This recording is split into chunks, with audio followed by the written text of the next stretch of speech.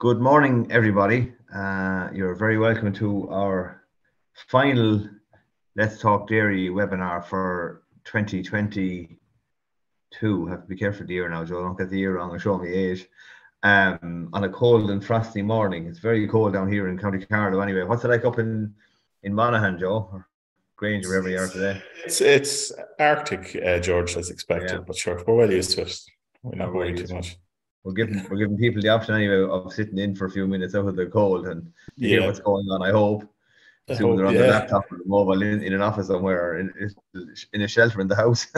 I think there's a lot of cows been dried off this week, George, where lads thought they were going to milk through our side, and you know what, it's not worth it. So been setting me more than once this week. I think so. You know what? I think they're probably right. It's not all about money.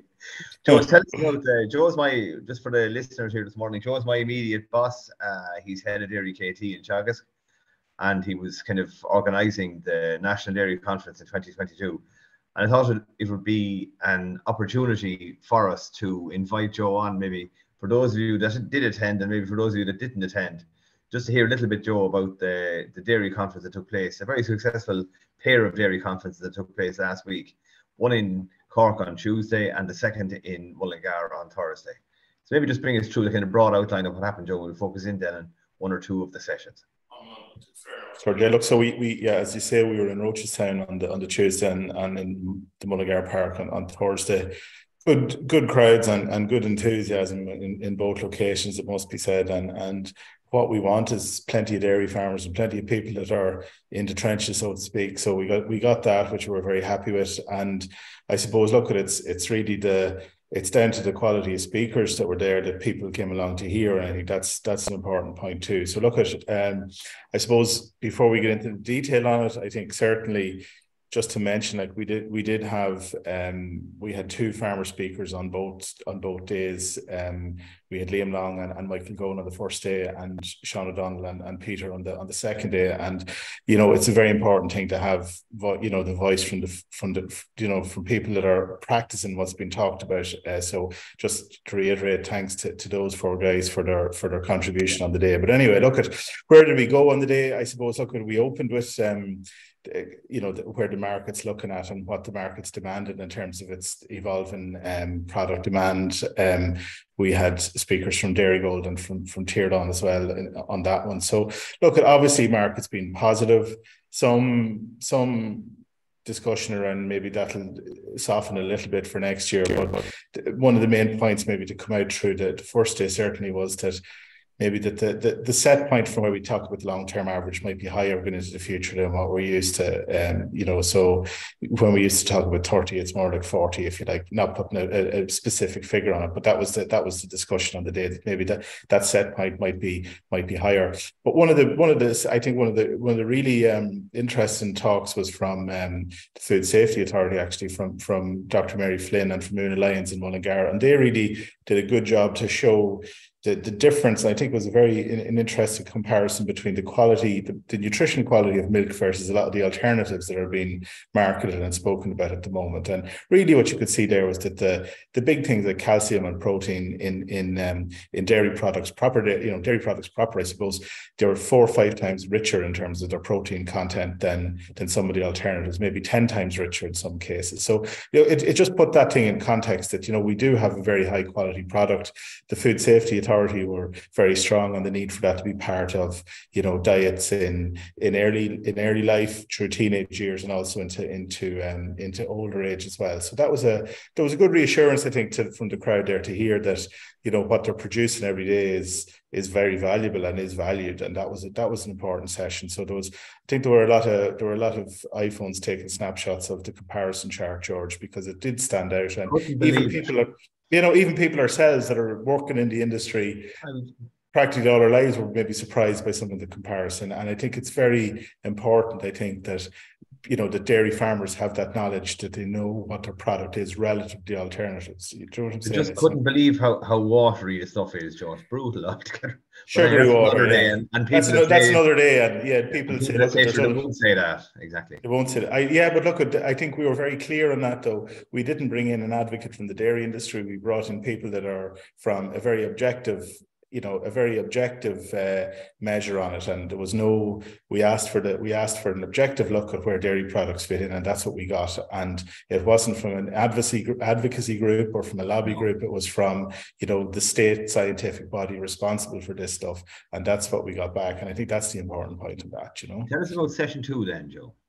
Look, at session 2, obviously nitrogen and clover have been big on the agenda over the last on farm over the last 12 to 24 months, maybe longer than that from a research point of view. Okay. And I think one of the main things that came from that, and Siobhan Kavanagh from the Signpost program was very strong on this, that, we wanted to get the point out, and I think the point was well made, that the nitrogen story is not just a water quality story or a cost story. It's also a story around greenhouse gas emissions as well. And that, reduction in chemical N and change in nitrogen type are the first and biggest thing we can do in the short term to mitigate greenhouse gases. I think sometimes the whole discussion tends to be around methane output, and that kind of stuff gets the media attention. But from a farm point of view, what can you do next year to reduce greenhouse gases? It's reduce the level of nitrogen in the system, in chemical N in the system,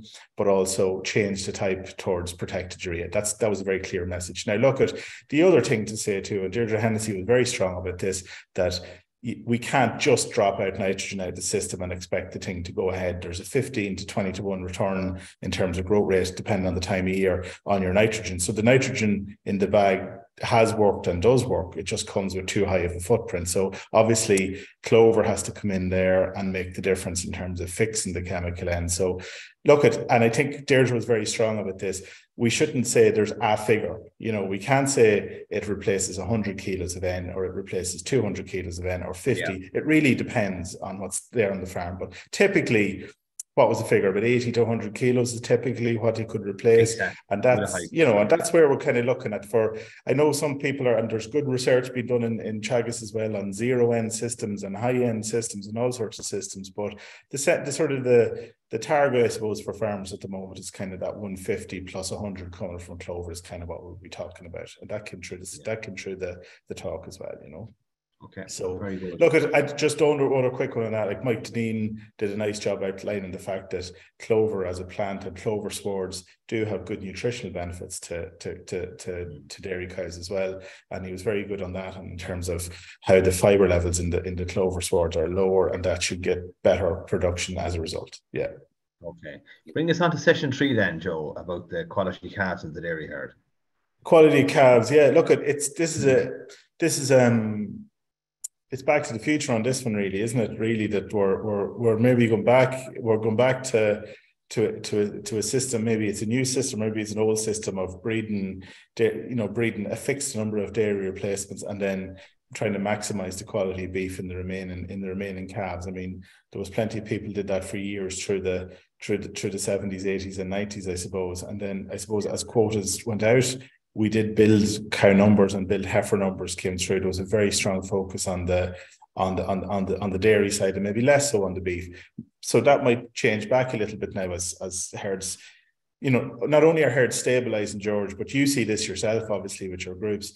The days of 20% empty are over on a lot of farms. So we don't have the replacement rate requirements that we would have had previously when fertility in the herd was low. So actually, probably high EBI has contributed to the fact that we probably can get away with using a lot less dairy straws. And you put sex semen on top of that again, there's space there to do something on beef, I would say, So look, Alan Toomey from Moore Park and Ross Evans in Mullingar from ICBF just laid out, look, there are the system there of choosing bulls with the dairy beef index, being a bit more detailed about it, not just looking at calving difficulty, but looking at the carcass traits as well. That does it does offer opportunities for people to just produce a better quality calf that leaves the people rearing those calves with a better opportunity to make a margin on them. But look, at one of the questions maybe that came from the floor on that one was really around, can you have a dairy herd that's so low in beef genetics that it's not even worth your while doing this? And that's a tricky one. Like, I mean, if you're looking at typically maybe what's the average, -8 or -9 or something in around that for beef mares. Yeah, exactly. Yeah. What if you're -20 or -25? Is it a waste of time even trying this? And I think Ross was very strong on that in Mullingar, actually, that you can have good bulls with good calving traits that can also put a bit of beef merit into even cows at that lower level. But you do need to be probably up at 70, 80 on the beef merit side of things to make that happen. So it's not a lost cause for those herds by any means. And that was an important message too. I suppose the challenge there is to get a team of bulls coming through the system that will meet those needs. It reminds me of the early days. Yeah, it reminds me of the early days in the EBI, Joe, when we were looking for milk and fertility, and it's hard to get the two of them. Hopefully it'll come over the next number of years. It'll be there, I'm sure. The list is the active bull list from the dairy side, George, is full of those bulls now. It is. Like, I mean, you've looked at the lists on the DBI at the moment. There are some bulls available like that, aren't there? Yeah, there's a limited number that'll meet most of the criteria at this stage, which I suppose it'll be a few years, to be honest, about it now because the selection is only starting really to get the bigger teams of bulls that we really need to drive this on. Joe, tell us a bit about I just one final point before we move off that. Like, and I mean, the two farmers, Liam and Peter, were strong on this too. That like there was a relatively positive reception to the messages around that. Like, it wasn't. I think maybe the fact that now there are tools coming available for dairy farmers to use on the breeding side is maybe that was missing previously. If it's possibly now. There's a direction that can go in, and there's things people can do to make a difference. And I felt that there was a good reception towards that, because difficult enough subject, to be fair, previously when maybe the tools weren't available to use. But now there are options there, and I think people, as a result, maybe have responded to that in the way the view or to think about this thing. So that's good. That's good. Bring us through the fourth session then, Joe. Some kind of short pieces then. Yeah, look, on the short stuff, we asked, I think it's one thing I know we talked a lot about it ourselves internally, George, around the need to have, I like to think that attendees can go home with something practical to look at after the conference, that there's something you can go, that it's not all pie in the sky stuff, that you have some reasonable take home stuff. And we says, look, at the graveyard shift is the time for that, because lads be getting itchy to move on at that after 3 o'clock or whatever. So we asked for 4 things. Was really look at the costs. We wanted something on cell count, something on methane, which is important, even though we said, look, nitrogen is the main story for the moment, and also John Upton stuff on milking facilities and that, which was interesting. Those were the four things, so I think you pull a few slides. Just for a quick peek at that. So maybe just James and Adrian O'Callaghan and Patrick pulled this together for the cost side of things. And look, not to get into too much detail, but the main point just on the slide, if you look at the blue box there, that's the kind of the average and the range of cost you would have seen in 21, I suppose. So you can see the average cost being something around sort of 1,560 to 1,600 quid, and then on the yellow or the orange box there is the sort of the average and the range that's likely to happen for the final tally in 2022. I suppose, look, the nice show. There's 2 important things to show there. Number one is that the average in 2022 will be even higher or slightly higher than what the highest cost farm was in 2021. So on average, our average cost now is as high as what the highest cost farms were last year. And that's, because all the talk is about milk price, but we also have to just watch this question on cost is important.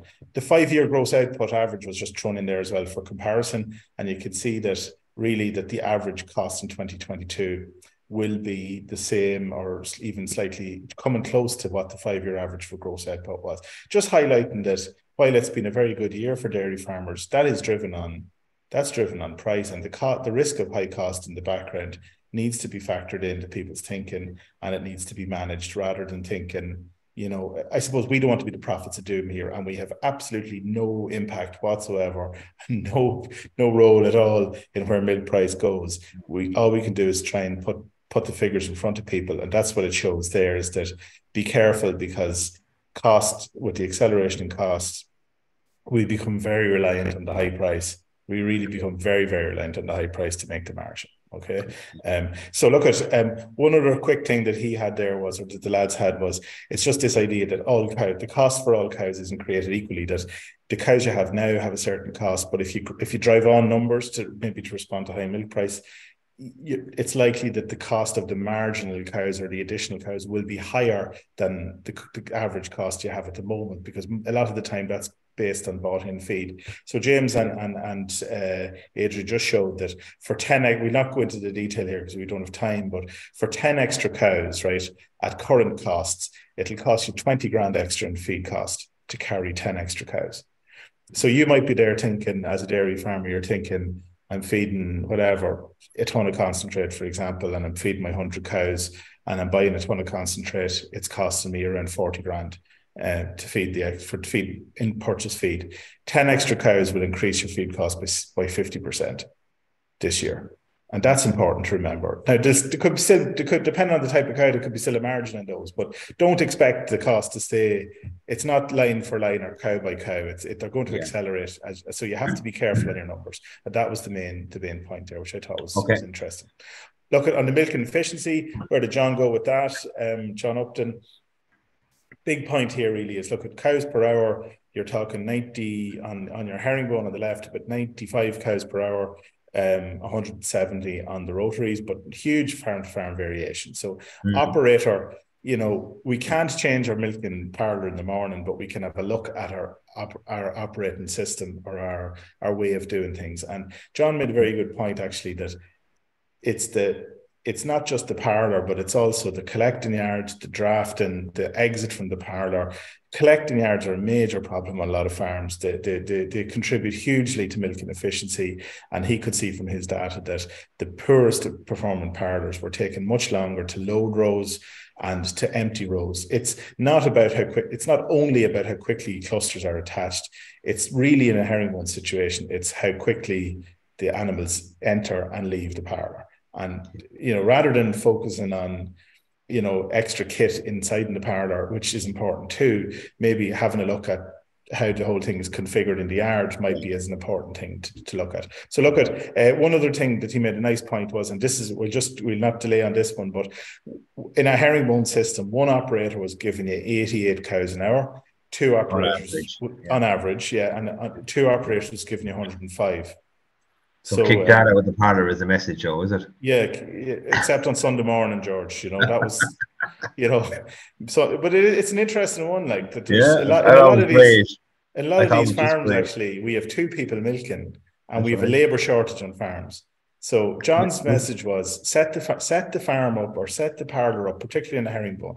Set it up with a good draft and good cow flow, good automation that allows one person to sort of milk in comfort.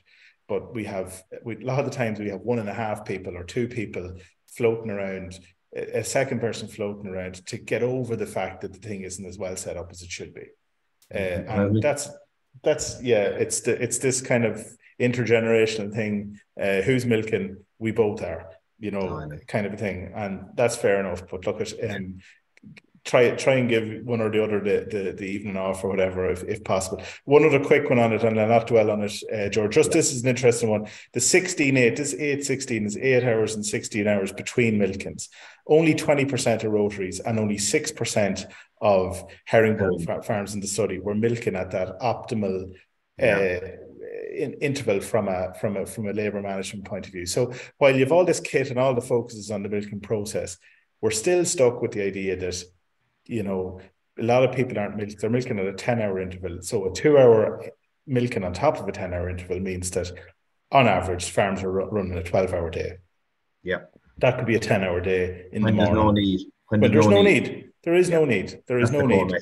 So that was a big one. Right. Look at quickly, Pablo on selective dry cow. A couple of quick things here from Pablo. And, anyone that wants the detail on this, the presentations and the papers are up online. And I think we should invite some of these guys on to have a chat in the new year as well, or maybe later next year when these are interesting. But look at one big thing. He said, look at, there's a variation, and it's no point in saying otherwise.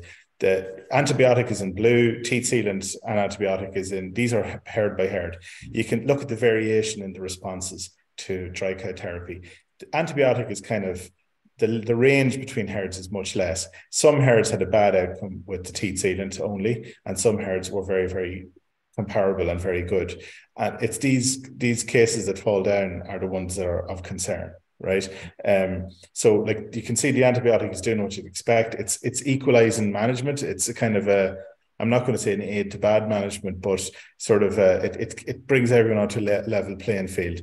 The challenge is higher, obviously, when you've got a selective program in place. But some herds had very good outcomes from it, right? That's important. So look at what did he say? You need to be using CMT during the lactation, really, for low mastitis. Records are important, obviously. Stripping cow's milk, certainly if there's finding cases quickly and promptly, all very important, right? On the dry period, interesting one, a cubicle per cow or more needed. There's 30,000 or more of a cell count difference. Packed sheds or poorly appointed sheds are a risk for a whole lactation cell count. Clean your cubicles twice a day, even during the dry period, which was an interesting one. There was bit of grumbling about that, but there you go. That's 40,000 of a cell count. Yeah, that's the finding. So get in there and keep them clean even during the dry period was an important one. This was a big one for me, actually. I thought was interesting. 29% of heifers calving in had infections. That's interesting now. So Pablo made a good point here that actually heifers are seen as a clean animal coming into the herd. But actually, there can be a reservoir of mastitis infection, actually, because they don't get the attention maybe that the cow that you have records on does. So the heifers are one. So training heifers into cubicles, making sure that they're lying up, that they're clean, all that kind of stuff. Bringing heifers home in good time from contract rearing arrangements, that they're not unsettled or not cubicle trained. Coming into the springing period is important. That was a big one, actually. Last milk recording before, getting a good milk recording done at 30 days before dry off, very good predictor of infection. And another big one here was for heifers, cut-off point for selective 60,000, for cows 100,000.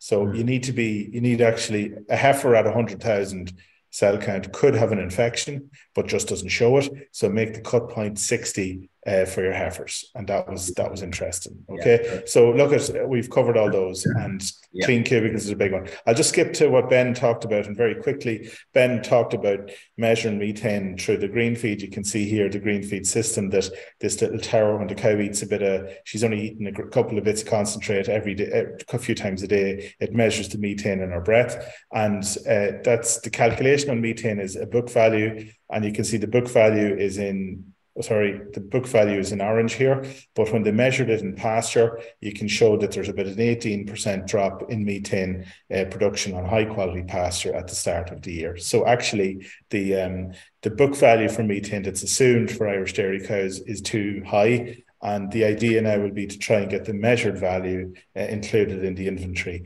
and that's a very repeatable and very consistent message across a good number of trials at this stage. And that's data that's been checked in other countries and all the rest of it, and it's a good story. And the story really here is around low fiber, high quality pasture in the start of the year creates less methane than is assumed. But as you can see, as you move through the year and the quality of pasture, the fiber content in the pasture comes up, it actually comes back to what you'd expect it to be. But look, we produce a lot of milk in here, and it's telling us that we're overestimating what methane is produced, which is a good news story really for a pasture system. All right. Joe, listen, that's a whistle-stop tour of the dairy conference there. There's only one question in. If anyone else, just before we go, has a question to ask, just fire ahead and ask it. And the question is a kind of a complaint here, Joe. Why was the conference not available via Zoom? From Wexford to Cork, it's a 5.5-hour drive and a 4.5-hour trip to Mullingar. I suppose we're kind of spoiled in a way. I suppose we were anxious to get back to a face-to-face conference, Joe, after 3 years. There's nothing like the face-to-face event. But a lot of the material that you presented or that there now is available online already. And there's the They're PDF. recorded. Yeah, there's the nitrogen session and the calf session are recorded. They're recorded and they're online as well. Yeah. They're online as well. So not all of it, but some of the material that's available or that was presented is available online, and there'll be slides and the booklet available on the system as well if you go looking for it. If you're in trouble, just drop me an email and I'll get it on to you. So listen, ladies and gentlemen, we're going to leave it at that for today. I thank Joe for our whistle stop tour through the dairy conference. It was great. Thanks, Joe. We're starting up again. We won't have any Let's Talk Dairy webinar next week. We'll start up again on the 5th of January. And for the month of January, I have my speakers lined up. We're going to go through some of the content of the calf care events that take place during January. January is an important time to get ready and get your head in gear for the calf rearing that will take place across the spring. So we'll cover that in January in the Let's Talk Dairy on the 5th, the 12th, 19th, and 26th. Without any further ado, I thank Joe once more. Thank you, our audience, for sitting in with us. And we'll see you all again, please God, in the new year. And happy Christmas and a prosperous new year. Bye all. Thank you.